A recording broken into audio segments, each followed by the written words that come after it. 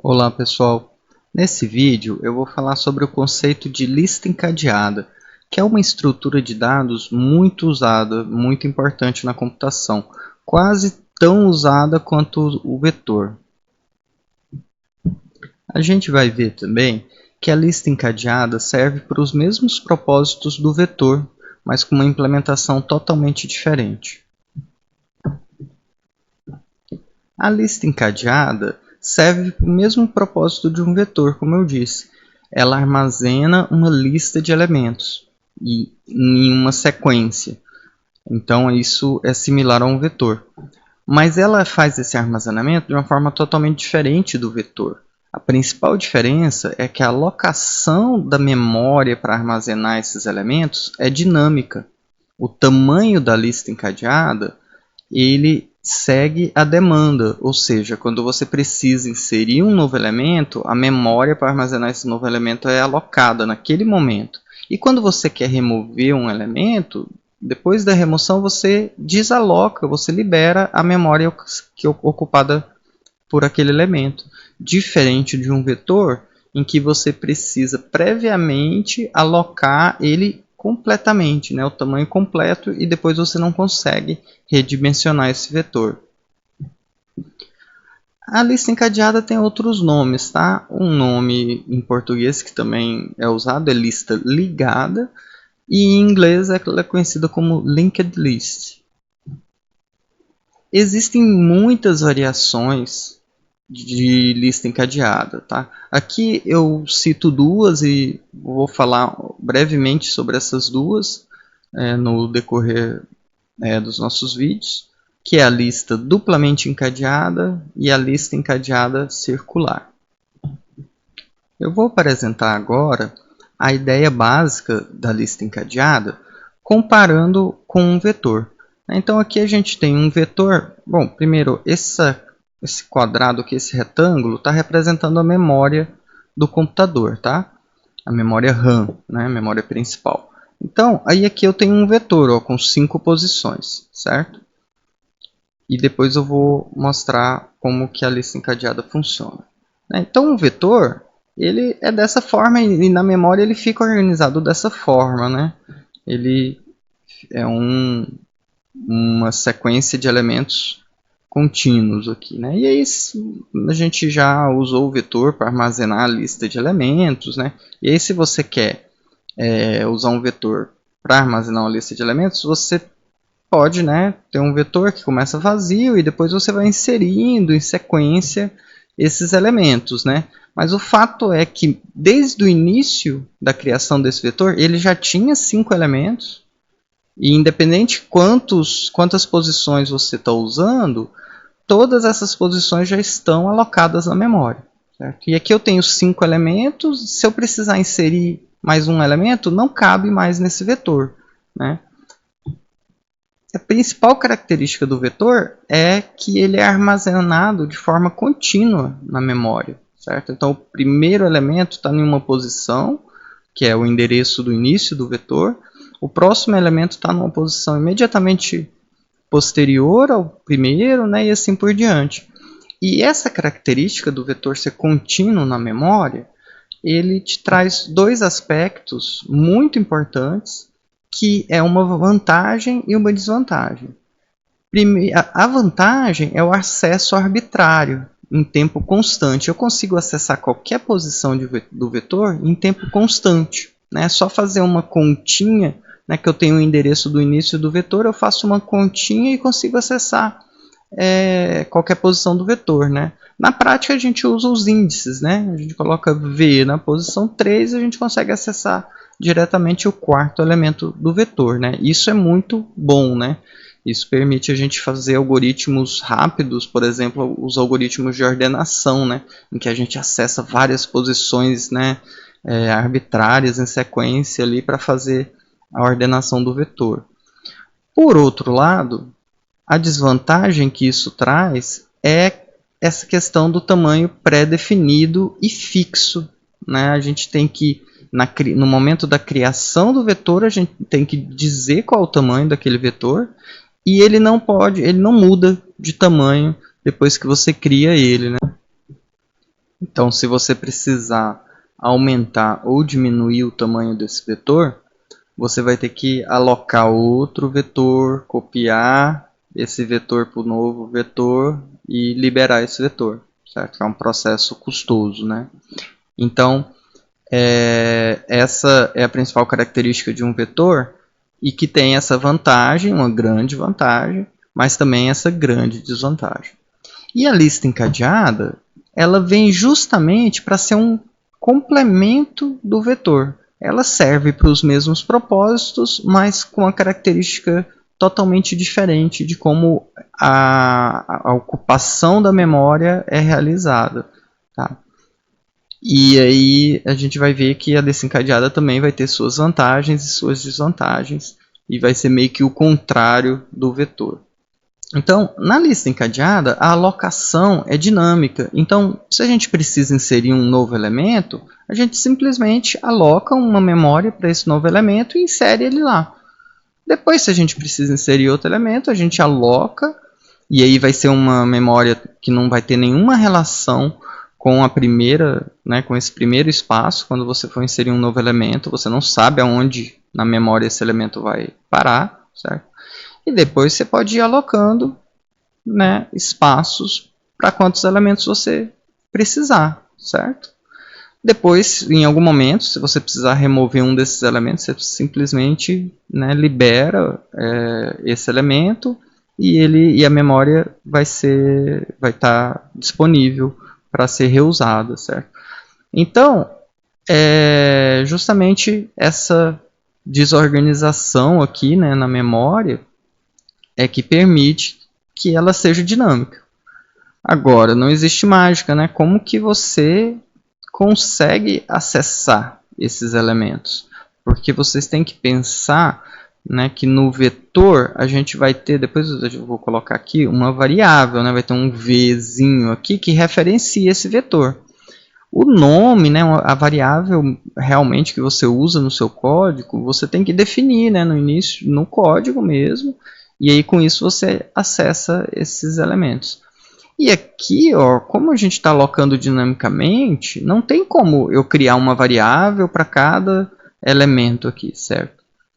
Então, como que eu consigo manter e acessar esses elementos? É usando um campo associado a cada elemento da minha lista encadeada para eu conseguir justamente encadear esses elementos. Então, na realidade, a gente armazena os elementos da lista encadeada em um objeto que a gente chama de nó. A gente vai ter uma classe nó. E esse nó é composto por duas informações, dois atributos. Um que a gente chama de info, às vezes alguns autores chamam de data, né, ou dados. E o outro atributo desse objeto é o próximo, é o prox, que é uma referência para outro nó. Então, a lista encadeada é uma estrutura recursiva. Eu tenho um nó que é composto por uma informação, que pode ser de qualquer tipo, e uma referência para outro nó, que é o prox. E aí o que eu faço aqui foi o primeiro elemento que eu inseri, né?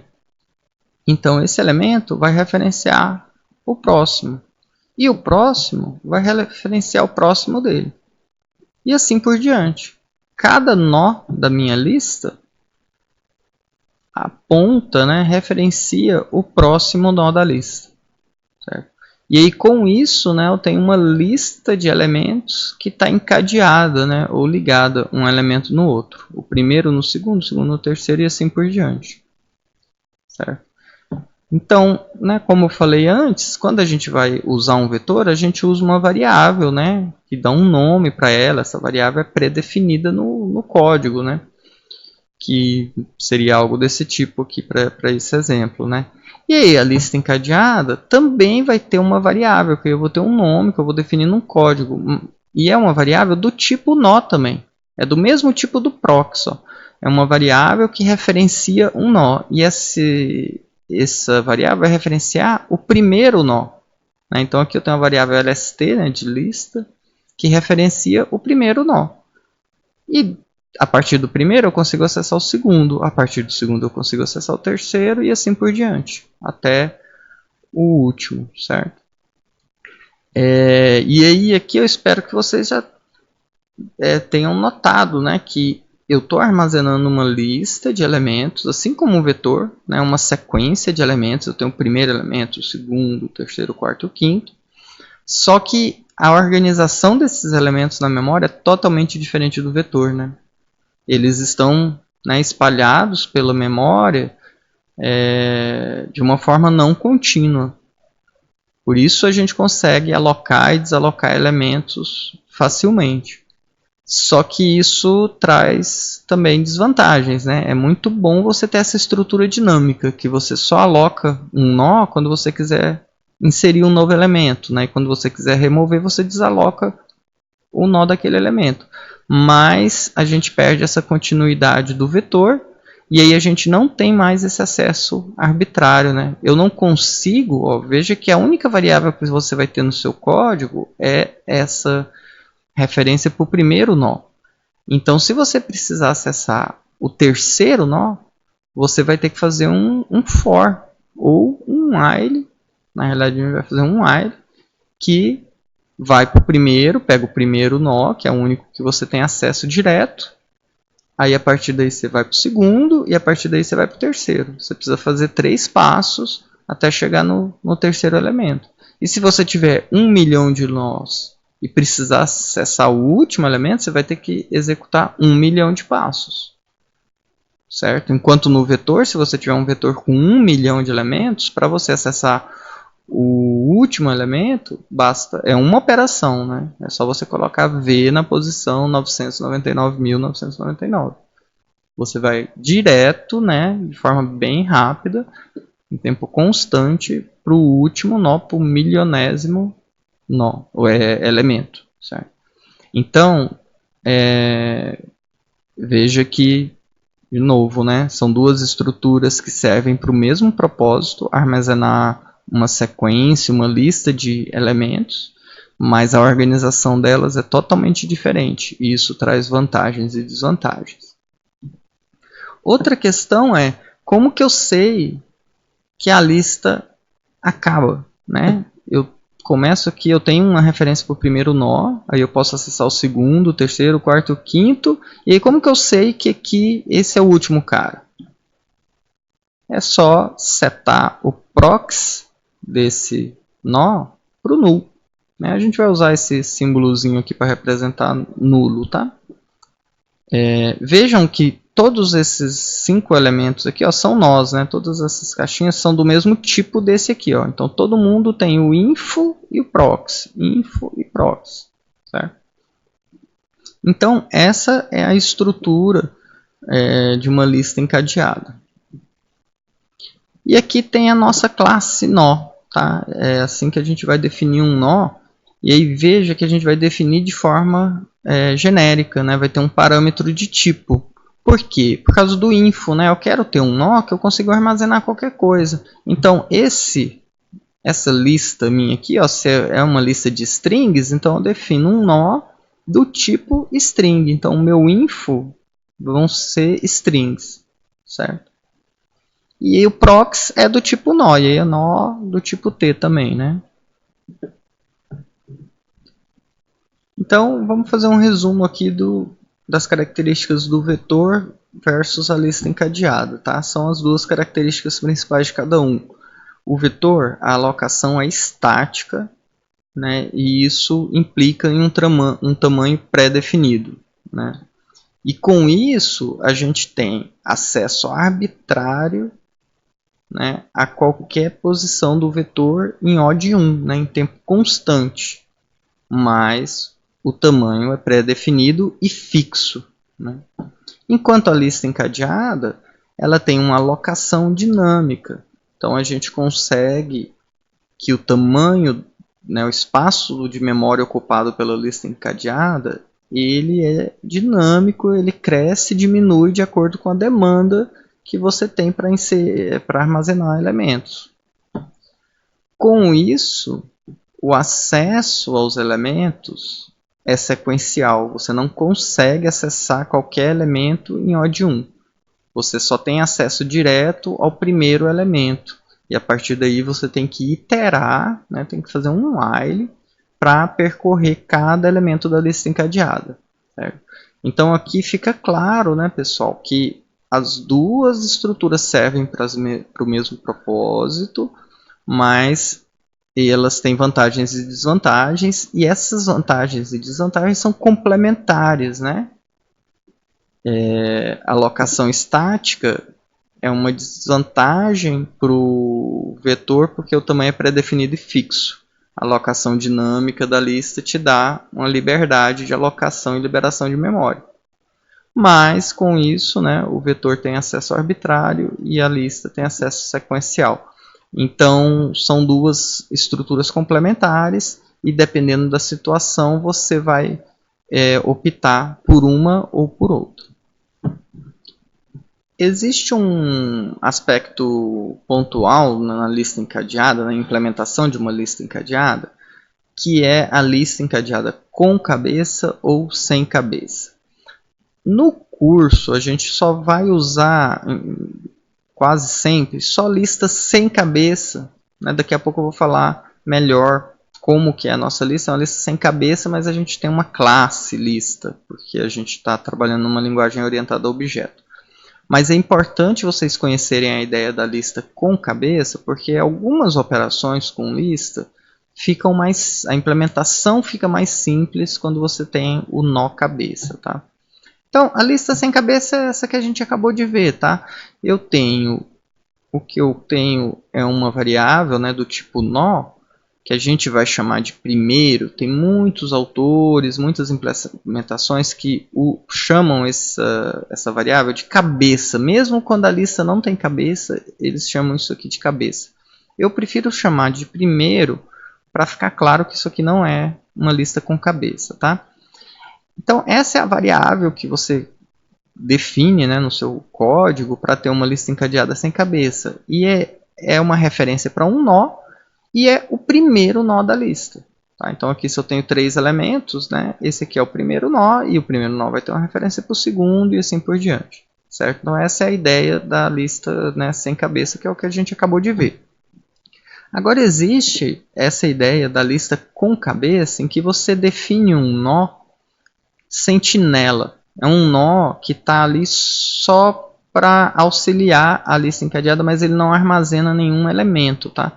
E isso simplifica a implementação de algumas operações. Então a ideia é essa aqui. Ó. Eu tenho uma cabeça, ou em inglês, né, chamado de head.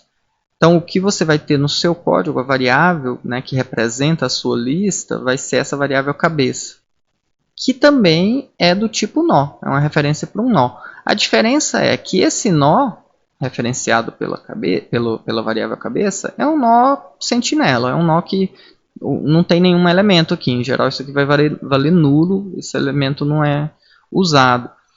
Esse nó é simplesmente usado para referenciar o primeiro nó da lista. Certo? E por que que isso é importante? Por que que isso facilita a implementação de algumas operações? Porque esse nó, usando esse nó sentinela, o que ele dá para a gente é que ele nunca muda. Quando você vai criar uma lista com cabeça, a primeira coisa que você faz é criar esse nó cabeça. Né? Você define essa variável cabeça e ela já imediatamente vai receber um novo nó, que é o nó cabeça, e esse nó cabeça nunca muda.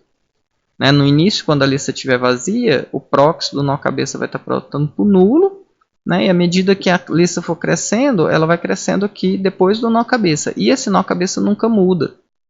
E nunca vai ser nulo, que é diferente aqui da lista sem cabeça. Né? Na lista sem cabeça, quando você cria uma lista vazia, essa variável primeiro é nula. Né? Porque não existe nenhum nó, não tem ninguém na lista. Então, ela é nula. Depois, quando você insere um novo elemento, esse nó primeiro vai apontar para um novo nó.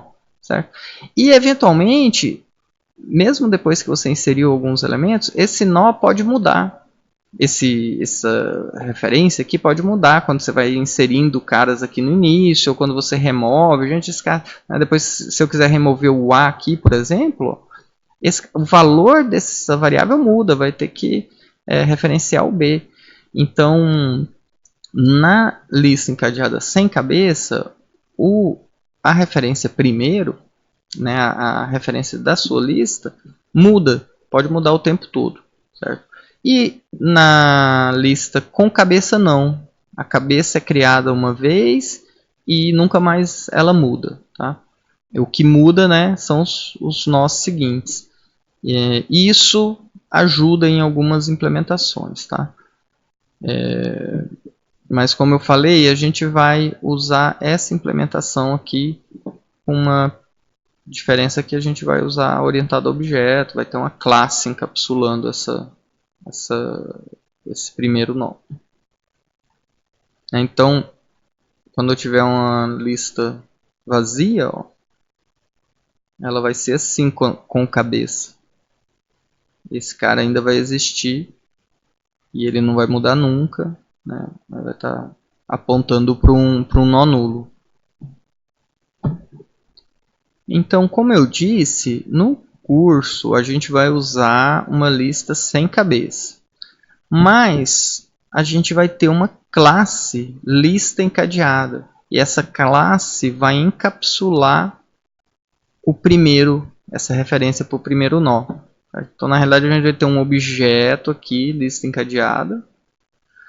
A variável que você vai guardar no seu código, né, no código cliente, né, da lista, o código que vai usar a lista, é uma referência para a lista e não para o primeiro. Tá? Aí dentro da lista vai ter o atributo primeiro, que vai ser uma referência para o primeiro nó. E aí o que a gente vai ter é que essa variável lista nunca vai mudar. Uma vez que você criou a lista encadeada, você pode inserir, remover elementos. Isso aqui nunca muda. Essa variável sempre vai referenciar o objeto lista que você criou, certo? Isso aqui nunca vai ser nulo. Entretanto, como dentro da nossa lista, né, a lista encadeada é sem cabeça, esse atributo primeiro aqui da lista encadeada, ele vai ser alterado. Quando você for inserir nós aqui no início, ou remover no início, né, e ele vai poder ser nulo também. Então, essa nossa implementação é um meio termo entre lista sem cabeça e lista com cabeça, e por isso que eu opto por implementar sem cabeça, porque quando você usa um objeto lista, né, uma classe lista, muitas das vantagens de você usar uma lista com cabeça se perdem. Só de usar a classe, de encapsular a referência para o primeiro nó dentro de um outro objeto, já serve para resolver os problemas que a lista com cabeça resolve. Então, é por isso que eu opto por essa implementação. Mas, em alguns casos, o nó cabeça pode ser útil, tá? Então, por isso que eu falo dessa opção de você ter um nó cabeça. Então, aqui está um desenho de como é a nossa implementação, tá? A gente tem uma classe nó, que a gente já viu, que tem um atributo info do tipo T, né, no tipo genérico, e uma referência para o prox, que é uma referência para o próximo nó, né? E a gente vai ter essa classe lista encadeada, que também vai ser genérica, porque a gente vai poder ter lista encadeada de qualquer tipo, né? E o único atributo dessa lista, depois a gente vai ver que a gente pode criar outros atributos, mas o principal atributo é a referência para o primeiro nó da lista, certo? E aí vão ter várias operações, tá? Que a gente vai poder implementar. A gente vai implementar um bocado de operações e vocês vão poder implementar outras operações também. Então, na memória é mais ou menos isso aqui, né? Quando eu definir uma lista, eu vou criar um objeto, LST, por exemplo, uma referência para a lista, e essa referência vai apontar para um objeto da lista, né? Um objeto do tipo lista, que dentro dele tem um atributo primeiro, certo? E esse primeiro referencia o primeiro nó da lista, e aí vem a lista encadeada normal, certo? Na realidade, é um pouco, né, o desenho da memória é um pouco mais complexo do que aquilo ali. Então aqui eu coloco só um pouco mais de detalhes, né? Então essa variável LST vai ser do tipo lista encadeada de algum tipo, certo? E isso vai ser uma referência para um objeto desse tipo, né, lista encadeada, que tem um atributo lá dentro, que é uma referência para o primeiro nó. Certo? E aí os nós, ó, apesar da gente desenhar sempre assim, eu vou continuar desenhando os nós assim, tá? Só duas caixinhas, o info e o prox. Apesar da gente desenhar assim, na prática, o nó é um objeto com dois atributos, info e prox, certo? E isso aqui é importante, ó, vocês observarem, ó, que o prox ele referencia um outro nó, certo? Quando a gente desenha assim, ó, fica meio, não é tão preciso, né? O prox aqui está apontando aqui para o elemento, né? Mas é importante vocês notarem saberem, né? E notarem que esse cara está apontando para esse nó inteiro aqui, né? Para esse objeto nó. E aí dentro desse nó tem o info e tem o prox. Então se eu pegar o primeiro é esse objeto. Aí ele tem dois atributos, info e prox. Se eu colocar primeiro ponto .info, é o A. Primeiro ponto .prox é esse nó aqui, ó. É uma referência, primeiro ponto .prox é uma referência para esse nó. E aí se eu colocar primeiro ponto .prox é esse nó aqui, é o terceiro nó. Certo? É importante vocês entenderem como é a estrutura de verdade na memória, né? Então agora a gente tem que aprender a implementar diversas operações, né, em uma lista encadeada.